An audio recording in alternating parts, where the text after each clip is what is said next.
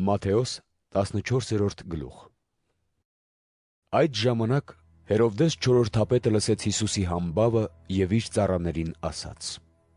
Նա Հովհաննես Մկրտիչն է, մեռելներից հարություն է առել և հետևաբար նրա միջոցով հրաշքներ են կատարվում։ Բանն այն է, որ Հերովդեսը ձերբակալել էր Հովհաննեսին, նրան կապել և բանտ նետել իր եղբոր Փիլիպոսի կնոջ Հերովդիայի պատճառով, որովհետև Հովհաննեսը Հերովդեսին ասում էր. Օրինավոր չէ, որ դու նրան կին առնես։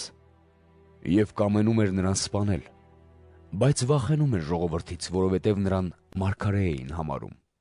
Բայց Հերովդեսի ծննդյան խնջույքի ժամանակ Հերովդիայի դուստրը հրավիրվածների առջև պարեց և դա դուր եկավ Հերովդեսին։ Նա երդումով խոստացավ նրան տալ այն, ինչ որ ուզեր։ Նա էլ մորխրատով ասաց. Տուր ինձ այստեղ սկուտեղի վրա Հովհաննես Մկրտչի գլուխը։ Թագավորը տրտմեց, բայց քանի որ սեղանակիցների առջև երդում էր տվել, կարգադրեց նրան տալ ուզածը։ Եվ մարդիկ ուղարկեց, բանտում գլխատել տվեց Հովհաննեսին։ Նրա գլուխն սկուտեղով բերվեց ու աղջկան տրվեց։ Աղջիկն էլ այն տարավ իր մորը։ Եկան Հովհաննեսի աշակերտները և մարմինը վերցրին ու թաղեցին, ապա եկան պատմեցին Հիսուսին։ Երբ Հիսուսը լսեց, այնտեղից նավակով ամայի մի տեղ առանձնացավ։ Երբ ժողովուրդը տեղեկացավ, քաղաքներից հետիոտը նրա հետևից գնաց։ Հիսուսը ցամաք ելնելով տեսավ մի մեծ բազմություն, գթաց նրանց և բժշկեց նրանց հիվանդներին։ Երեկոյան կողմ աշակերտները մոտեցան նրան և ասացին.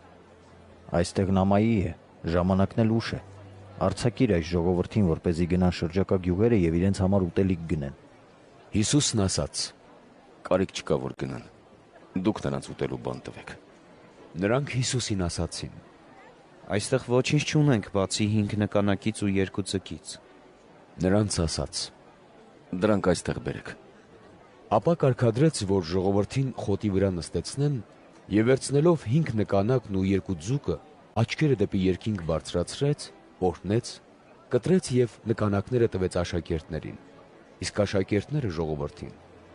Բոլորն էլ կերան ու հագեցան, և 12 լիսակար մնացած կտորտանքներ հավաքեցին։ Նրանք, ովքեր կերան,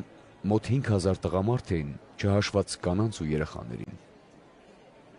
Հիսուսն իսկույնևեթ հանձնարարեց իր աշակերտներին նավակ նստել և անցնել լճի մյուս կողմը, մինչև որ ինքը ժողովրդին արձակի։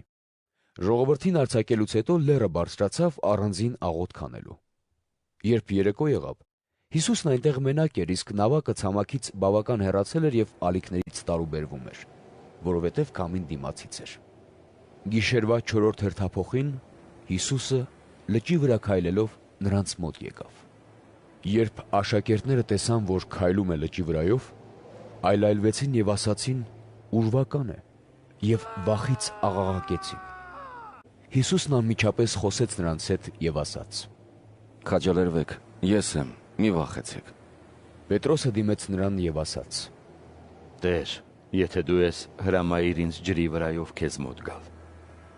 Նա ասաց. «Եկ»։ Պետրոսը նավակից իջնելով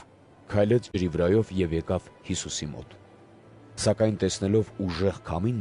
վախեցավ, և երբ սկսեց սուզվել, աղաղակեց ու ասաց. Տեր, փրկիր ինձ։ Հիսուսը ձեռքն իսկույն երկարեց, բռնեց նրան և ասաց. Թերահավատ, ինչու երկմտեցիր։ Երբ նրանք նավակ բարձրացան, քամին հանդարտվեց, և ովքեր նավակի մեջ էին, մոտեցան, երկրպագեցին նրան և ասացին. Իսկապես Աստծու որդին ես դու։ Ապա անցան և ցամաք ելան Գեննեսարեթում։ Երբ տեղի բնակիչները Հիսուսին ճանաչեցին, մարդիկ ուղարկեցին ամբողջ գավառով մեկ և նրա մոտ բերեցին բոլոր հիվանդներին։ Եվ նրան աղաչում էին, որ գոնե նրա հագուստի քղանցքին միայն դիպչեն, և ովքեր դիպան, փրկվեցին։